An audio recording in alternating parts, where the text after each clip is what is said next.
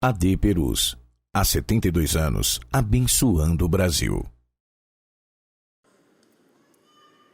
Cumprimento a todos com a paz do Senhor. Abra sua Bíblia comigo em Marcos, capítulo de número 5. Enquanto você procura, eu quero externar a minha gratidão ao pastor Erivaldo. Deus abençoe a sua vida pelo convite, pela oportunidade que o Senhor me concedeu.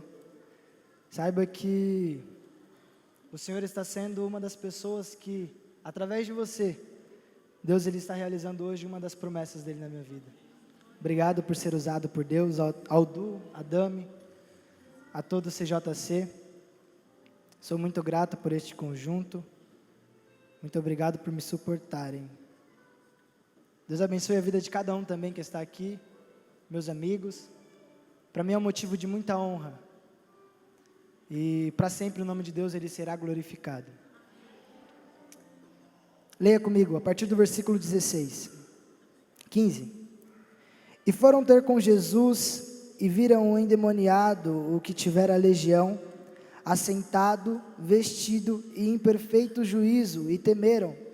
E os que aquilo tinham visto contaram-lhe o que acontecera ao endemoniado e acerca dos porcos. E começaram a rogar-lhe que saísse do seu território.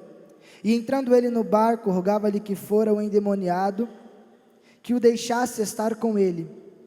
Jesus, porém, não lhe permitiu, mas disse-lhe: vai para a tua casa, para os teus, e anuncia-lhes quão grandes coisas o Senhor te fez, e como teve misericórdia de ti.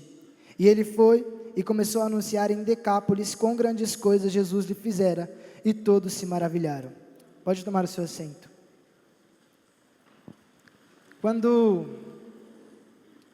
o pastor ele me fez o convite, na verdade não foi um convite que ele fez, porque eu lembro que em uma das sextas-feiras, no culto no lar que os jovens fazem, era no culto da casa da Jaque e da Isa, elas me chamaram para pregar, eu preguei, e no final do culto, o pastor ele pediu a oportunidade para falar, para agradecer.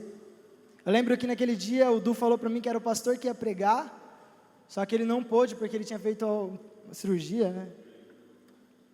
Não lembro onde, acho que foi na cabeça.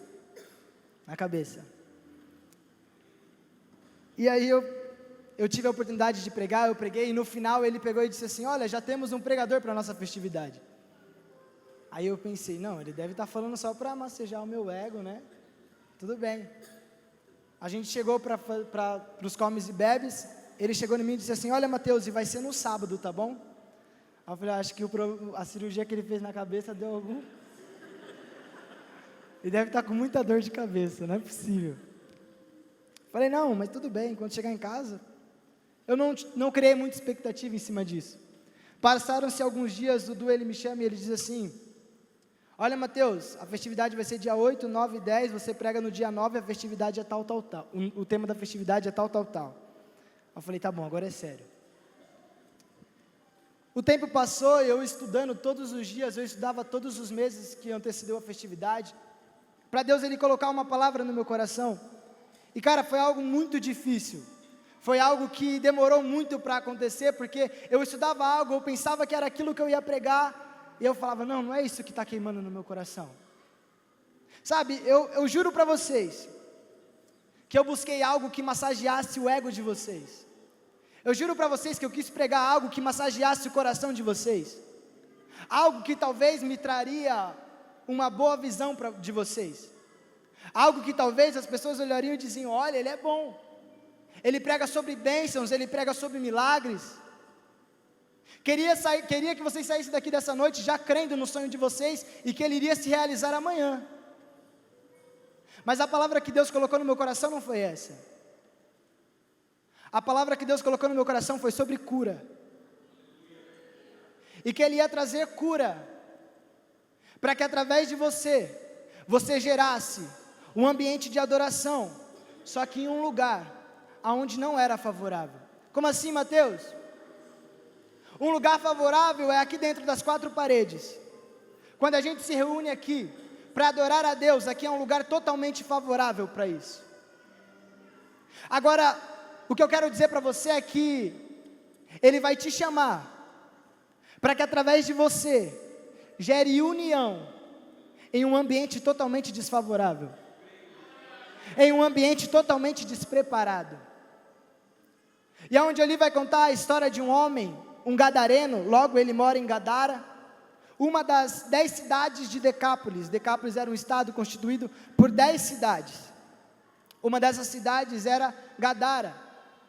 A Bíblia vai dizer que antes de Jesus ele chegar em Gadara, antes de Jesus ele entrar em Gadara, ele estava em Cafarnaum com os seus discípulos. Ele pega e diz assim para os seus discípulos: olha, subimos no barco e passemos para o outro lado. Muitos conhecem a história. Os discípulos, eles entraram no barco. No meio do caminho começou uma tempestade. No meio do caminho o vento começou a ficar muito forte. No meio do caminho as ondas começaram a ficar muito altas. Talvez o inimigo ele sabia que o propósito de Deus era entrar naquela cidade para trazer cura para um homem. Sabe, o inimigo ele sabia qual que era o propósito de Jesus. Então ele disse assim: eu vou criar uma tempestade para que aqueles que estão com ele tenham medo de realizar o propósito. Só que Deus ele já tinha dado o destino. Deus ele já tinha dado a ordem: passemos para o outro lado. Sabe, eu não sei qual foi a ordem que Deus ele fez sobre a sua vida. Eu não sei qual foi o destino que Deus te fez. Eu não sei qual foi a promessa que Deus te fez. Talvez Deus ele disse que você pisaria em lugares onde ninguém teria coragem de pisar. Talvez Deus ele te disse que você entraria em lugares que ninguém tem coragem de entrar. Talvez Deus ele te prometeu uma cadeira de honra que ninguém sentaria. Mas deixa eu te dizer uma coisa: o fato de você conhecer o destino não faz com que você conheça o processo. Não faz com que você conheça a trajetória do seu destino. E sempre o inimigo ele vai causar uma tempestade para que você não chegue no seu destino. Sempre o inimigo vai fazer com que haja uma tempestade para que você não consiga chegar no seu destino. Porque ele sabe que se você chegar no seu destino, algo vai acontecer. Porque ele sabe que se você entrar num lugar onde ninguém quer entrar, milagres vai acontecer.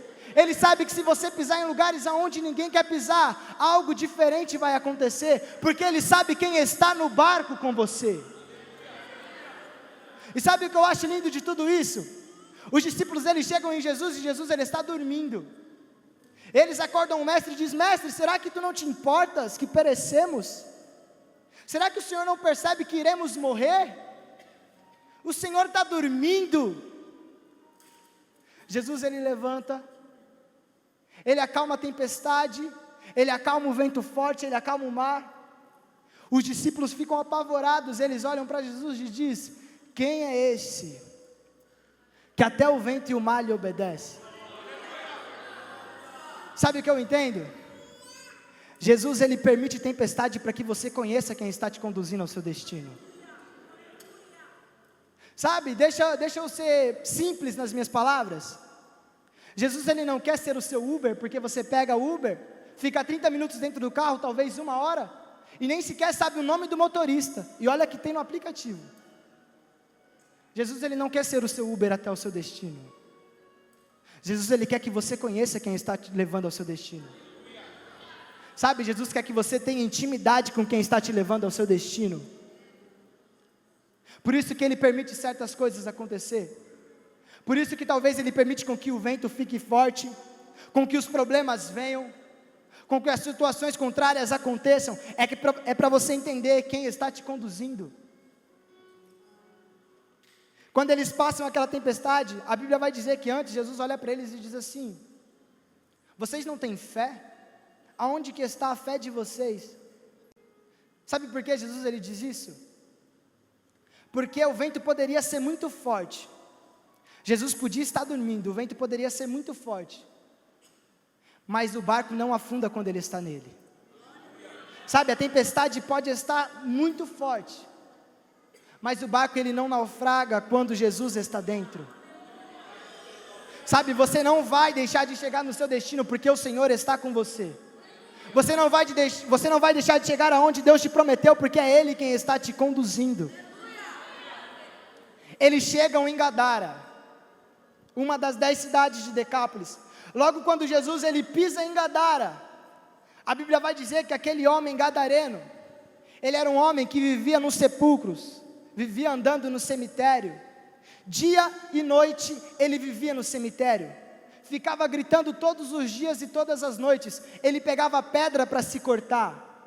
Ele se cortava nas montanhas que tinha daquele lugar, nas rochas das montanhas que tinha naquele lugar. As pessoas até tentaram ajudar ele. As pessoas prendiam ele com corrente, com grilhões. Mas a Bíblia diz que o espírito imundo que estava dentro dele era tão forte, que ele conseguia despedaçar as correntes, que ele conseguia, amassar as prisões também. Não encontrei o termo. Esmiuçar. Glória a Deus pelos pastores. E aquilo era tão forte que eles não conseguiram ajudar. Sabe, aquela população tentou fazer tanto por aquele rapaz, que não deu certo, que elas dizem, quer saber? Não está influenciando na nossa vida? Deixa ele desse jeito. Não está atrapalhando nos nossos benefícios? Deixa ele desse jeito. Não está mudando o meu ganha-pão? Não está interferindo no meu sustento? Deixa ele desse jeito. Só que Jesus, ele entra naquela cidade, e quando ele entra naquela cidade, a Bíblia vai dizer que imediatamente, aquele homem possuído pelo Espírito que estava dentro dele, corre depressa até Jesus e se prostra. Ele diz, mestre, Jesus, filho de Davi, o que eu fiz contra você? Não me perturbas. Eu vejo claramente nesse texto que o inimigo, ele percebeu que Jesus, ele tinha passado a tempestade, e agora ele tinha chegado naquela cidade para fazer algo incrível. Sabe, e aí Jesus, a Bíblia vai dizer, que Jesus, ele pega e fala para aqueles demônios, quantos são? Ele diz, somos uma legião. Jesus, ele permite com que aqueles demônios, eles saiam daquele homem, e entrem na manada de porco que estava pastando naquele lugar. Eles entram naqueles porcos e eles se jogam e morrem afogados. A Bíblia vai dizer que as pessoas que cuidavam daqueles porcos, elas saem para dar a notícia do que tinha acontecido. Elas chegam para dar a notícia do que tinha acontecido, e quando elas chegam para dar a notícia, eles ficam pensando, nossa, será que isso é verdade? Ninguém conseguia curar aquele rapaz. Sabe, ninguém conseguia fazer algo por aquele moço. Eles chegam até aquele lugar. Quando eles chegam até aquele lugar, eles veem aquele rapaz sentado, aquele rapaz limpo, aquele rapaz com vestes novas, porque ele andava nu, aquele rapaz com uma boa aparência. Eles se assustam e perguntam, o que é que aconteceu? Eles dizem, olha, esse tal de Jesus, ele tirou esse espírito imundo que estava dentro dele, porém, esse espírito começou a entrar nos porcos, e os porcos se jogaram. Ao invés daquele povo, ao invés dos gadarenos ficarem felizes com a notícia de que aquele homem tinha sido liberto, os gadarenos, eles começaram a ficar irritados, porque agora, aquilo que era sustento para eles tinha morrido. Para eles não importava se o homem, ele tinha sido curado. O que importava para eles é que o sustento deles tinha morrido. Aquilo que trazia prazer para eles tinha morrido. Aquilo que para eles já era costume tinha morrido. Aquilo que para eles já era hábito agora tinha morrido. Aquilo que trazia sustento para dentro da casa agora tinha morrido. Eles não ficam felizes com aquela notícia. Eles olham para Jesus e dizem assim, olha Jesus, nós não queremos mais você aqui no nosso território. Nós não queremos mais você aqui. Jesus, ele sai, ele entra no barco. Quando ele entra no barco, a Bíblia vai dizer que esse homem, ele suplica para Deus, para Jesus, Jesus, me leva contigo. Senhor, por favor, eu preciso ir contigo. Sabe o que é interessante? Quando Jesus, ele entra naquela cidade, aquela legião que estava dentro daquele rapaz suplica para que Jesus não tire aquela legião de dentro daquele rapaz. Quando aquela multidão, quando aquele povo, quando os gadarenos veem que Jesus curou aquele rapaz, aquela multidão, ela roga para que Jesus, ele saia daquela cidade.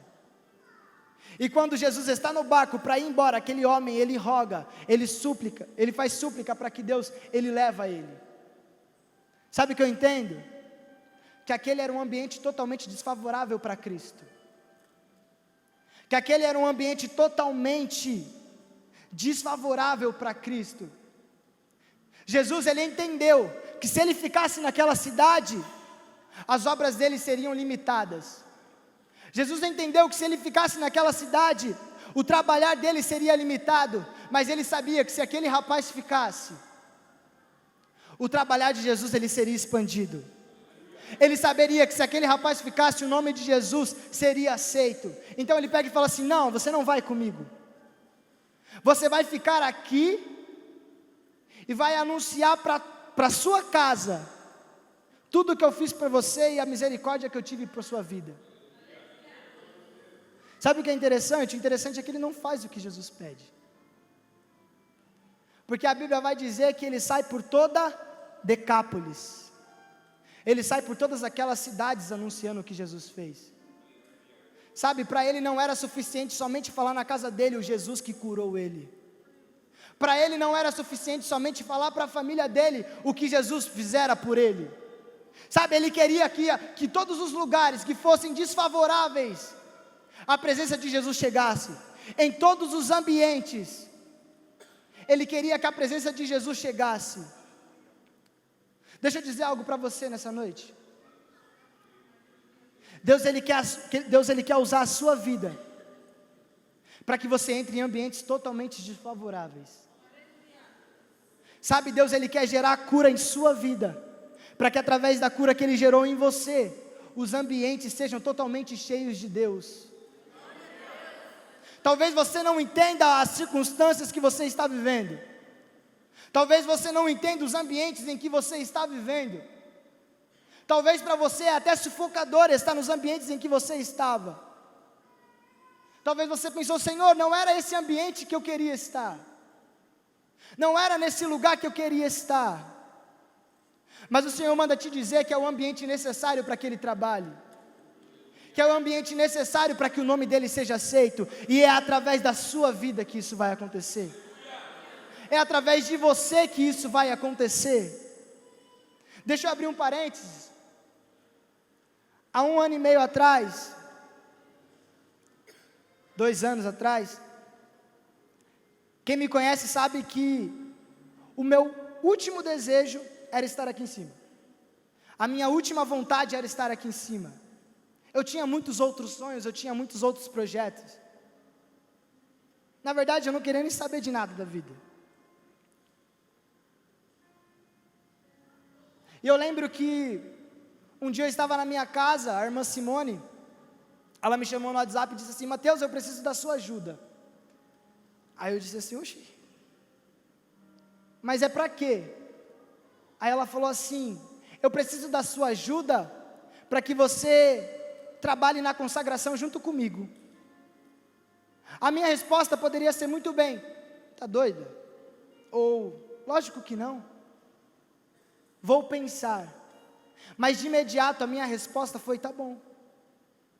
Quando eu respondi ela, eu bloqueei o celular, eu pensei comigo mesmo: o que eu fiz? Por que eu tomei essa decisão? Por que eu aceitei fazer parte desse trabalho? Naquele momento eu entendi o que estava escrito em Jeremias: quando existe um fogo cerrado dentro do seu coração, não adianta você querer tomar as suas próprias decisões.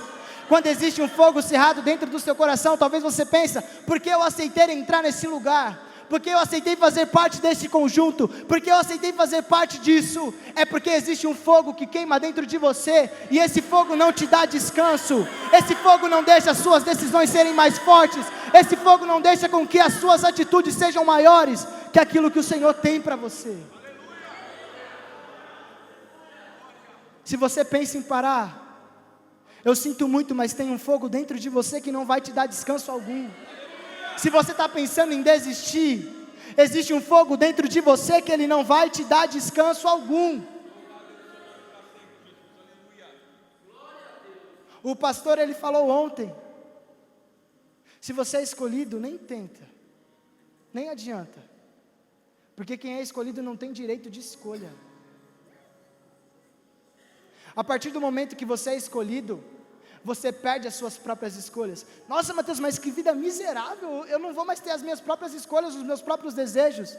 Não é isso, é que a partir do momento que você entende que Jesus ele tem algo na sua vida, os seus desejos eles passam a ser os desejos de Deus, as suas vontades elas passam a ser a vontade de Deus.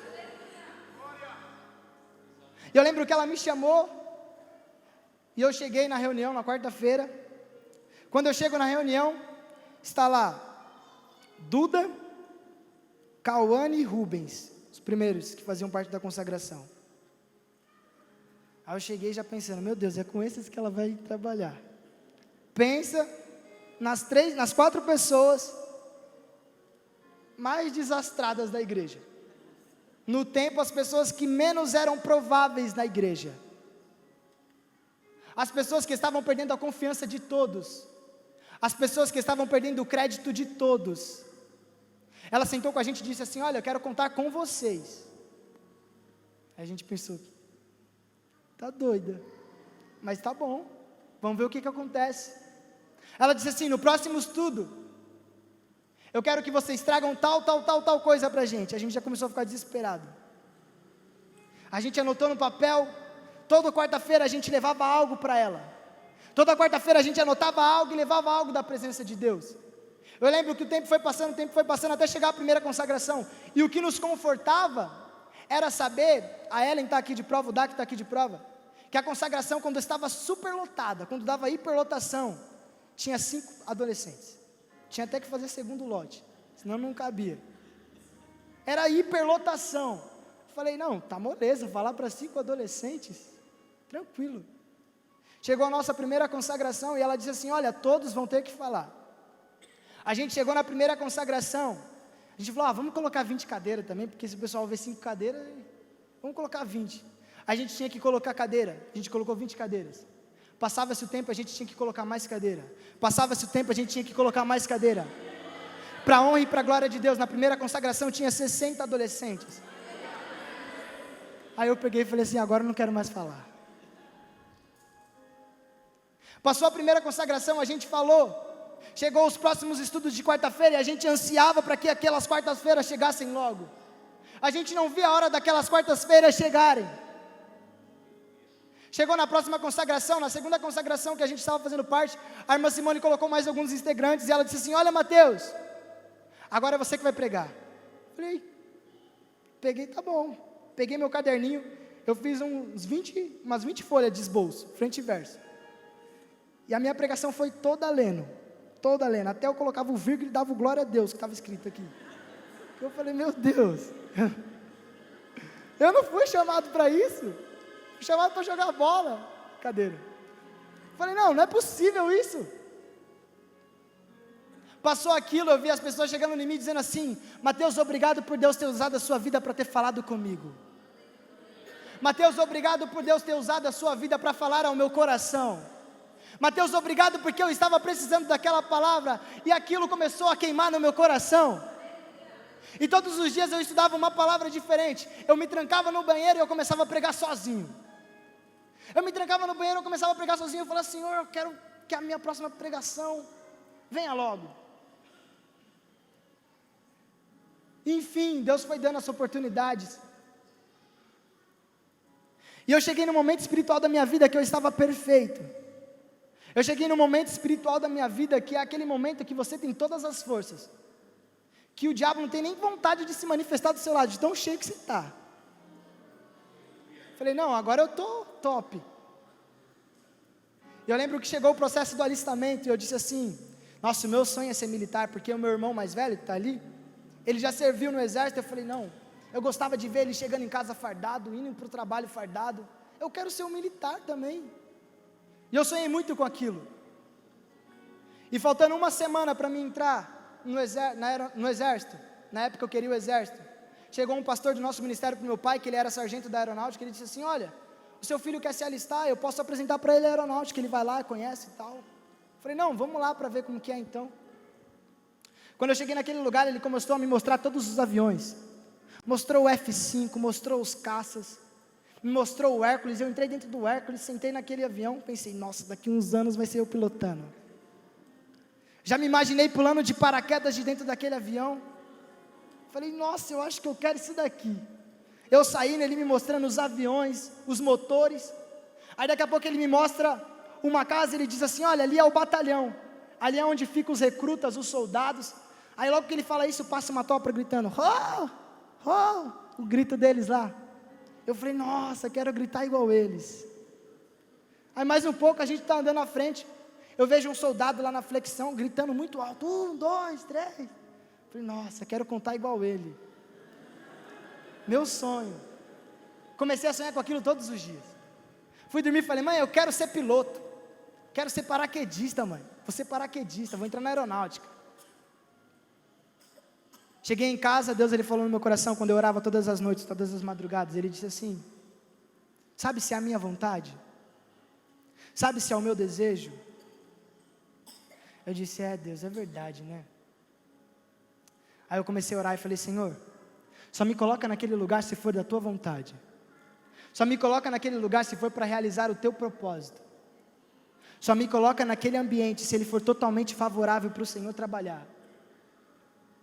Passou o processo, meu irmão estava fazendo o processo no exército, meu irmão gêmeo, e eu estava fazendo o processo na aeronáutica. Meu irmão foi dispensado e eu continuei no processo. Até que eu fui chamado para todas as fases e entrei. Quando eu entrei, eles disseram assim, olha, vocês vão servir lá na base aérea de São Paulo, que é lá em Guarulhos. Tá bom. A gente foi para Guarulhos. Quando a gente foi para Guarulhos, a gente descia uma pista extensa, muito grande. Acho que a gente ficou uns 10 minutos andando, até chegar a uma estrada. Quando a gente chegou naquela estrada, a gente começou a ouvir barulhos muito, muito alto. Eram barulhos de aviões. Quando eu olho para frente, eu vejo na minha frente o aeroporto internacional de Guarulhos. Era literalmente na frente. Aviões subindo e aviões descendo. Eu falei, nossa, pronto, estou realizado. A gente foi andando mais um pouco à frente, eu vi aqueles bombeiros da aeronáutica, aqueles caminhões enormes. E no mesmo dia, desceu o Hércules, pousou o Hércules lá no aeroporto. O Hércules é o maior avião da aeronáutica. Quando ele pousa ali, os militares descem dele, eu já comecei a imaginar eu descendo daquele avião. Eu já comecei a imaginar eu andando dentro daquele avião. E o tempo se passou, começou a quarentena. A gente fica lá por alguns dias. Passou o primeiro dia da quarentena, eu ia dormir agradecendo a Deus. Segundo dia da quarentena, eu ia dormir agradecendo a Deus. Terceiro dia, eu ia dormir agradecendo a Deus. No quarto dia, o celular do 01 foi roubado. Eles chegaram em nós e disseram assim, olha, se vocês não acharem o celular dele, vocês vão se arrepender de ter vindo para esse lugar. A gente procurou o celular do 01, não achou. Deu 3 horas da manhã, eles tocaram a sirene lá, para todo mundo descer em forma. Todo mundo desceu em forma. A gente era molhado, a gente era ralado. Eu já não aguentava mais fazer aqueles números que eu falei que tanto queria fazer, 1, 2, 3, meu braço já estava cansado. A gente subiu para o alojamento, ficava 15 minutos, desci, ficava mais 1 hora lá embaixo. A noite virou assim, deu 6 horas da manhã, a gente cansado. Eles disseram assim, olha, vamos dar meia hora de descanso para vocês. Naquelas meia hora a gente entrou no alojamento, todos os meninos começaram a chorar. Quando eu vi todo mundo chorando, eu comecei a chorar também. Foi só porque eles estavam chorando. Aí eu falei, Deus, por que o Senhor me colocou aqui nesse lugar? Senhor, se eu soubesse que seria assim, Deus. Se eu soubesse que o ambiente era esse. Aí mais um pouco à frente, quando a gente entrava no alojamento, os meninos começavam a se socar do nada. Começavam um a jogar pedaços da cama no outro. Era aquele lugar onde todo mundo começava a falar palavrão. Um queria ser mais forte que o outro, um querendo derrubar o outro. E eu disse, Senhor, por que esse ambiente? Eu perdi a minha primeira consagração, porque eu estava na quarentena. Eu falei, Senhor, eu queria 1000 vezes estar na consagração. Passou-se o tempo do recrutamento, eu estava tirando serviço. Eu lembro que era num sábado de Santa Ceia. Eu estava tirando serviço, eu encostado lá na parede, já triste, chateado, desanimado. E eu comecei a lembrar da oração que eu fiz antes de entrar. E eu comecei a lembrar de tudo que eu pedi para Deus antes de entrar. E eu lembro que eu encostado, eu comecei a cantar baixinho. Ainda que para te servir, Jesus, eu tenho... Você não precisa tocar não, porque você não vai achar o tom. Jesus, eu tenho que chorar. Te seguirei porque comigo estarás. Sofrer contigo é bem melhor do que errar. E eu começando a cantar isso, o menino que estava do meu lado, ele olhou para mim e disse: você é da igreja também? Aí eu falei: sou, por quê? Eu era da igreja também. Mas aquela quarentena foi tão difícil, né? Aí eu não tive mais força para voltar, eu parei de ir. Aí eu olhei para ele e disse assim: você acredita que eu entrei aqui só por causa de você? Você acredita que Deus me colocou só aqui por causa de você? Até hoje esse menino não para de encher o meu saco. Mateus, quando você vai vir dar uns glória comigo? Mateus, quando você vai vir na minha igreja? Entenda o ambiente em que você está entrando. Entenda o ambiente em que Ele está te colocando. E deixa eu te dizer uma coisa: se você não entrou em um ambiente nenhum ainda, é porque Ele está te preparando para o ambiente que Ele vai te colocar. Para o ambiente em que você vai entrar. Talvez não seja um ambiente favorável, talvez não seja um ambiente propício, mas é preciso você dentro dele para que o nome dele seja exaltado. Mas é preciso você dentro desse ambiente para que o nome dele seja glorificado. E aí lembro que eu orei para Deus. Eu falei: Senhor, pelo menos eu queria ser infantaria. Infantaria é aqueles caras que pegam a arma, saem andando com cara de bravo. Eu falei: pelo menos eu queria ser isso. Me formei com uma nota muito boa no recrutamento. Vim para aqui, para São Paulo, no PAMA, onde eu tinha conhecido os aviões. Eu vim com uma nota muito boa, eu vim muito antigo. No meu posto de serviço eu era o militar mais antigo. Na minha esquadrilha eu era o militar mais antigo. Então eu era muito beneficiado ali. Tudo que eu precisava eu ia, pedia para o sargento atendia. Tudo que eu precisava eu ia, falava com o cabo atendia. Estava tudo dando certo. Eu lembro que teve um dia que eu ia perder a consagração, porque eu estava numa missão. Aí eu peguei e falei assim: ô cabo, eu queria tanto ir para a minha igreja, lá sábado, que vai ter um trabalho que eu participo. Ele disse: ô cara, pode ir, eu coloco outro no seu lugar. Estava tudo bom, sabe, estava tudo perfeito. Eu falei: Senhor, era isso.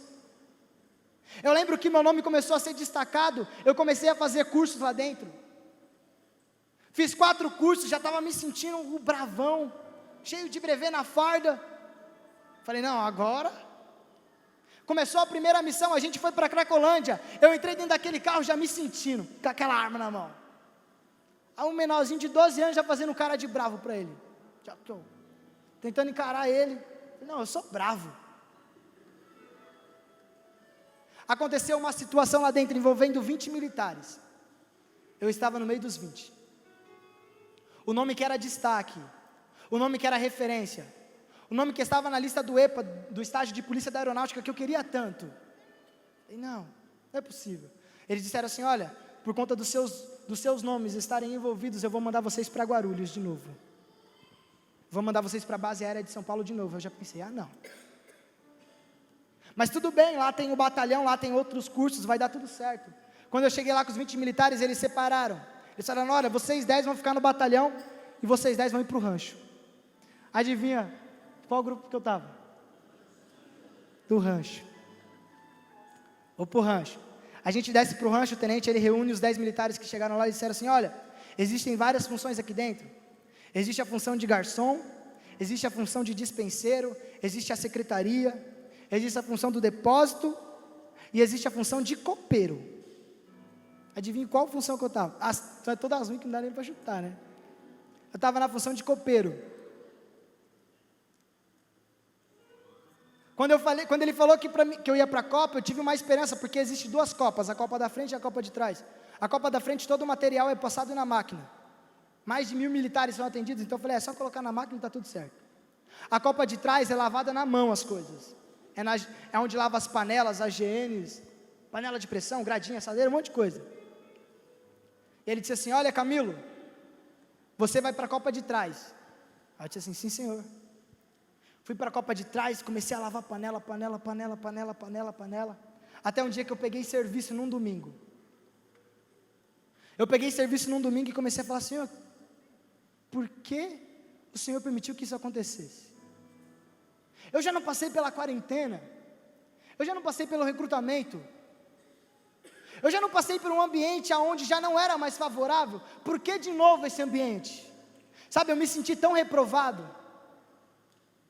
eu me senti tão despreparado, eu falei, não é possível que eu reprovei, não é possível que eu não passei, aquele menino não para de encher o meu saco para ir dar glória a Deus com ele. E aí eu lembro que os dias passou, e em todos os momentos difíceis lá dentro eu começava a cantar. Todos os momentos difíceis eu começava a adorar a Deus naquele lugar. Eu começava a louvar a Deus naquele lugar que os meninos mandavam eu parar de cantar, que eu estava enchendo o saco.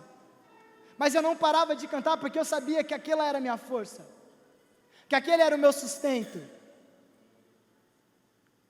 E aí teve um sábado que eu estava de serviço, acho que faz algumas semanas atrás, umas 4 semanas atrás, eu estava de serviço, e eu estava cantando lá na copa, enquanto eu estava lavando os materiais, ia dar 8 horas da noite. Quando eu fui para a copa da frente para desligar a máquina, apagar as luzes e ir para o alojamento descansar, tem um cabo lá dentro que ele é se eu não me engano, ele é da presbiteriana. Ele reuniu os recrutas, porque os recrutas eles vão ajudar a gente no rancho. Ele reuniu por volta de 16 recrutas, e disse assim, fiquem aqui. Quando eu passei pela frente dele para ir para o alojamento, ele disse assim, ô cantor. Eu falei, cantor. E olha que tem pessoas que dizem que eu cantando sou um ótimo pregador. Aí ele pegou e disse assim, vem aqui copeiro. Aí eu fui, e ele estava falando sobre o exercício de campanha, sobre o acampamento. Eu disse, ele vai pedir alguma informação para mim, alguma instrução para mim, porque eu já passei por isso, para eu ajudar os meninos.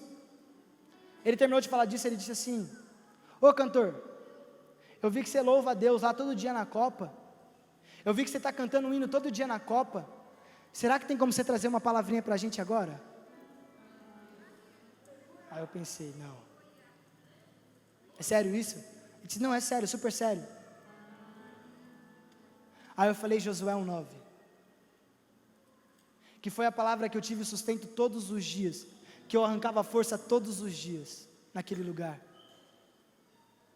Não fui eu quem lhe ordenei, não fui eu quem te mandei, esforça-te e tenha de bom ânimo, não se desespere, não se apavore, pois eu estou contigo por onde quer que esteja. Quando eu só dei aquela palavra, quando eu terminei de falar, o cabo olhou assim e disse assim, tem alguém aqui que está afastado da igreja? 3 meninos levantaram a mão, eu disse assim, vocês querem voltar para Jesus? Eles disseram, queremos voltar hoje.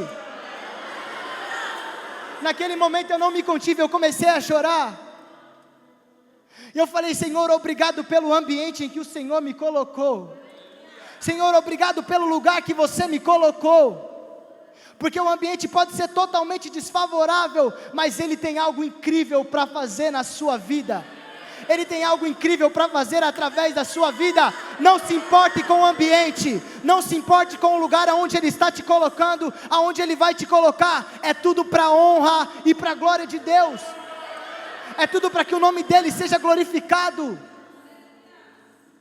Sabe, Deus Ele vai te levantar, para que haja união, não em lugares favoráveis, mas em lugares desfavoráveis. Vai haver união para que o nome dEle seja glorificado em lugares totalmente desfavoráveis. Fica de pé, por favor.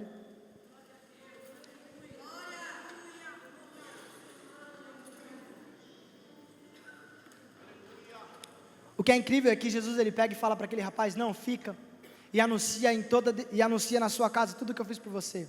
E a Bíblia diz que ele sai anunciando em toda Decápolis, as 10 cidades que existiam naquele lugar. A Bíblia diz que depois desse episódio, Jesus ele volta para Cafarnaum, ele volta para o outro lado da margem, aonde ele cura a filha de Jairo, aonde ele cura a mulher do fluxo de sangue. Depois de ter operado esses milagres, a Bíblia vai dizer que Jesus ele vai para Nazaré, o lugar aonde ele nascera, o lugar aonde era a sua casa. Só que o que acontece é que quando ele chega lá, ele é mal recebido. Ele não é reconhecido como ele era reconhecido para os gentios. Ele não era reconhecido como ele era reconhecido pelos pecadores. Num ambiente que para ele era para ser favorável, era mais favorável aonde ninguém conhecia o Evangelho, aonde ninguém conhecia a palavra de Deus. A Bíblia diz que ele fica chateado com aquela situação. Ele pega os seus discípulos e diz assim: olha, vamos às aldeias circunvizinhas. Ele chega naqueles lugares, ele manda de 2 em 2, para sair ministrando cura, para sair pregando, para sair expulsando demônios. Nesse episódio a Bíblia vai dizer também que João Batista, ele é morto. Quando os discípulos eles chegam para dar notícia para Jesus, dos milagres que eles tinham feito, das obras que eles tinham feito, eles chegam já com a notícia também: Senhor, enterramos o João Batista. A Bíblia diz que Jesus ele pega os seus discípulos, e ele vai para o deserto. Ele diz: olha, vamos descansar, vamos repousar. Só que quando ele chega naquele lugar, uma grande multidão vê para onde ele está indo, e a multidão segue ele. Quando aquela multidão segue ele diz assim: olha, não dá para mim descansar quando tem muita gente precisando de mim. Sabe, não dá para eu ficar parado enquanto tem muita gente que precisa de mim. Ele vai àquele lugar e começa a falar com as pessoas, começa a curar aquelas pessoas. O tempo se passa, os discípulos olham para ele e dizem: mestre, está ficando muito tarde, não é melhor o Senhor despedir eles, porque não tem nada para comer? Aí Jesus pega e fala assim: o que vocês têm? 5 pães e 2 peixinhos, é o suficiente. Ele multiplica aqueles 5 pães e 2 peixinhos, aquela multidão é saciada. Depois disso a Bíblia vai dizer que Jesus ele pega os seus discípulos e diz assim: olha, passei para Betsaida. A Bíblia diz que só os discípulos vão. Jesus ele fica no monte orando e se despedindo daquela população. Quando os discípulos estão na metade do caminho, novamente o mar começa a ficar revolto, novamente a tempestade começa a acontecer. Eu lembro que na primeira tempestade que os discípulos enfrentaram, Jesus diz assim: não tendes fé? Talvez eles pensaram na segunda tempestade: naquela a gente poderia ter fé, porque ele estava no barco, mas como que a gente vai ter fé se ele não está no barco? Como que a gente vai acreditar que a gente vai vencer se a gente não está vendo ele? No primeiro ambiente a gente via, nesse a gente não consegue nem ver. Como que eu vou ter fé em um ambiente que eu não vejo ele?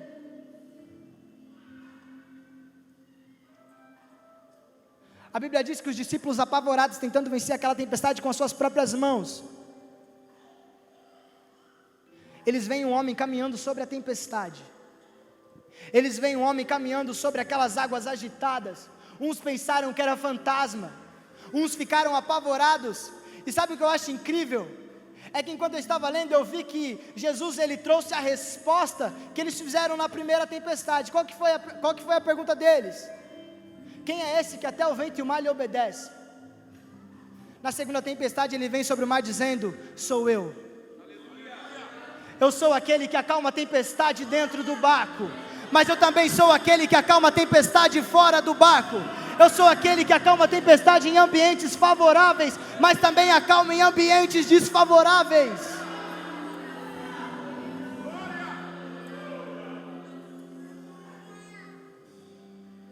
Depois dessa situação, eles se retiram para a região de Tiro e de Sidom, onde tinha aquela mulher cananeia, que a sua filha tinha ficado endemoniada em casa. A Bíblia diz que ele entra, porque ele não queria que ninguém notasse que ele estava entrando naquela cidade, por isso ele entra naquela casa. Só que aquela mulher de imediato viu que ele estava entrando lá, e ela disse assim: Senhor, eu preciso de Ti, eu preciso que o Senhor vá na minha casa. Ele disse assim: primeiro eu preciso dar para quem está na mesa, primeiro eu preciso fazer para quem está na mesa. Mas aquela mulher, ela conhecia quem ela estava suplicando, ela conhecia quem ela estava pedindo, ela sabia que ele era aquele que tinha feito vários milagres. aquele que tinha multiplicado pães e peixes, aquele que tinha curado cegos, paralíticos, enfermos. E ela disse assim: Senhor, se eu só comer a migalha que está nessa mesa, já é o suficiente. Se eu pegar só o que restou dos milagres que o Senhor está fazendo, já é o suficiente. Se eu pegar só o pouco do que o Senhor está operando, já é o suficiente. Jesus, ele diz: pode ir embora que a sua filha está salva, ela está liberta dos demônios. Depois a Bíblia vai dizer que ele sai da região de Tiro e Sidom, e aí acontece algo incrível, porque a Bíblia vai dizer que ele vai até o mar da Galileia, pelos confins de Decápolis. Pelos confins de Decápolis, aquelas 10 cidades pela qual ele tinha entrado e outrora foi expulso. Ele está caminhando pelaquela cidade novamente. Só que ele não está caminhando só ele e os 12 discípulos. A Bíblia vai dizer que está caminhando ele e uma multidão. E já faz 3 dias que tem uma multidão seguindo ele por aqueles confins de Decápolis. Aí eu comecei a pensar: mas ele não tinha sido expulso? Mas ele não tinha sido rejeitado? Só que aí eu lembrei daquele homem que ficou naquela cidade e começou a anunciar em um ambiente totalmente desfavorável que Jesus fazia milagre, que Jesus operava milagre, que Jesus transformava, que Jesus sarava e que Jesus curava.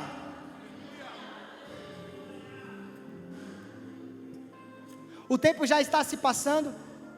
Chega até um homem até ele, leva um homem até ele que era surdo e gago. Esse homem surdo e gago é levado até ele. Ele tira aquele homem da multidão, toca nos seus ouvidos, cospe em suas mãos e toca na língua dele. E aquele homem, ele é completamente sarado. Ele volta a enxergar, ele volta a ouvir 100% e volta a falar 100%. E ele diz assim: olha, não fala isso para ninguém. Só que aquela multidão não se continha, aquela multidão falava: como que eu não vou falar as suas obras? Como que eu vou deixar de contar as maravilhas que o Senhor opera? É impossível deixar de dizer quem o Senhor é, independente do ambiente, independente da situação, independente do lugar, independente de como esteja a minha casa, independente de como estejam os meus sonhos, independente de como esteja a minha vida. É totalmente impossível deixar de anunciar o seu amor. É totalmente impossível deixar de anunciar quem o Senhor é na minha vida. E aí eu imagino, é coisa da minha mente, como eu digo, eu já ouvi isso uma vez, minha mente é muito rasa para uma Bíblia muito profunda. E eu começo a imaginar os discípulos já olhando um para o lado, outro para o outro, vendo que a hora estava tarde. E eles pegam e falam: e agora, o que vai acontecer? Já faz 3 dias que eles estão aqui. O ganha-pão deles eram os porcos, mas morreram. O sustento deles eram os porcos, mas morreram. Se eles ficarem aqui mais um pouco, eles vão morrer de fome. Aí Jesus olha para eles e diz assim: olha, eu não quero despedir eles em jejum. Sabe, eu não quero despedir ele em jejum. Aí ele diz assim para os discípulos: o que é que vocês têm?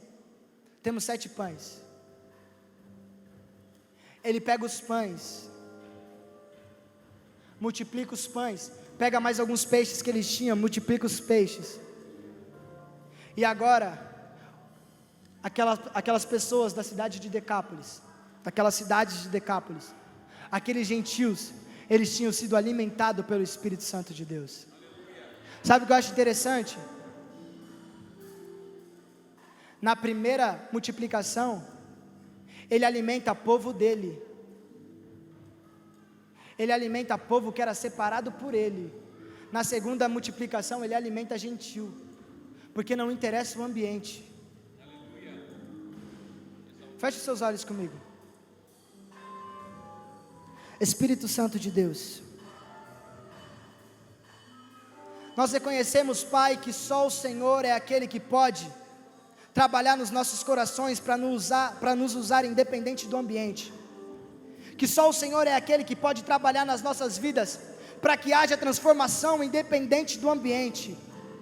Pai, nós estamos aqui totalmente dispostos a ser usado por Ti. Pai, nos prepara ambientes desfavoráveis para que o Seu nome seja conhecido. Senhor, nos prepara ambientes totalmente desfavoráveis para que o Seu nome seja reconhecido. Senhor, independente dos problemas que tenhamos que enfrentar nesse ambiente, que nós possamos reconhecer que o Senhor é aquele que pode fazer infinitamente mais sobre as nossas vidas, que o Senhor é aquele que pode operar algo incrível sobre as nossas vidas. Em nome de Jesus, Pai, trabalha nos nossos corações. Pai, muda a nossa mente, Senhor, para que a gente possa enxergar o Senhor em tudo o que fizermos, para que nós possamos enxergar o Senhor em todos os ambientes que entrarmos, e que por mais que esteja difícil, Pai, a gente possa ver o Senhor em tudo, e que independente dos sofrimentos, a gente ainda possa Te adorar, e que independente da situação, a gente ainda possa Te adorar. Ainda que pra Te servir, Jesus, eu tenha que chorar, Te seguirei, porque comigo sofrer contigo é bem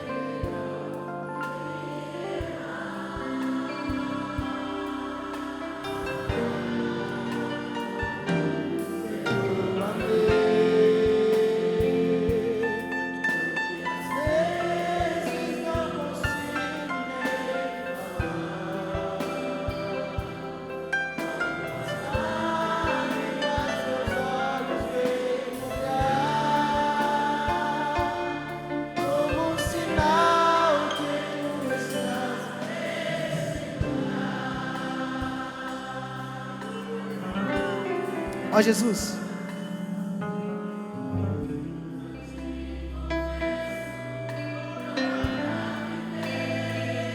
ó Espírito Santo,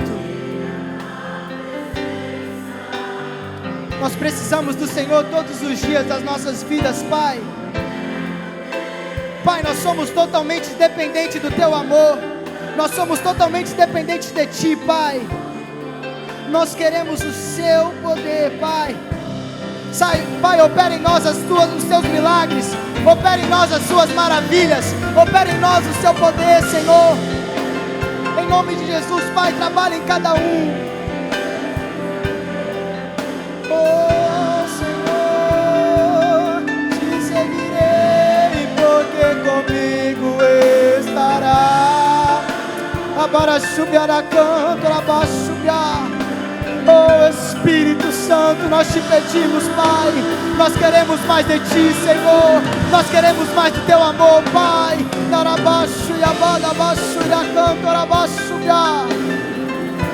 Oh Espírito,